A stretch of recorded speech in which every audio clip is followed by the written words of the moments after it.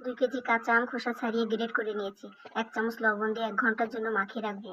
1 ঘন্টা পর পানি দিয়ে সুন্দর করে ধুয়ে নিয়ে চেপে পানি ঝরিয়ে নিব। একটা প্যানে শুকনো মরিচ দিয়ে সরিষার তেল, শুকনো সরিষা এবং পাঁচফোড়ন ভেজে নেব।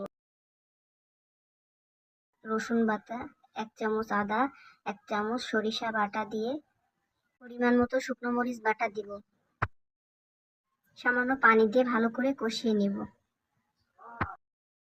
1 চামচ লবণ, ভিনেগার দিব 50 গ্রাম মতো। এবার আম দিয়ে দিব, কিছু আস্ত রসুন দিব, চিনি 250 গ্রাম মতো। এবার পাঁচফোড়ন ভেজে গুঁড়া করে নিব। পাঁচফোড়নগুলো এবার দিয়ে দিব। এমন কালার হয়ে এলে নামিয়ে ঠান্ডা করে নিব। কাঁচের জারে ফ্রিজে 1 বছর সংরক্ষণ করে রাখা যাবে।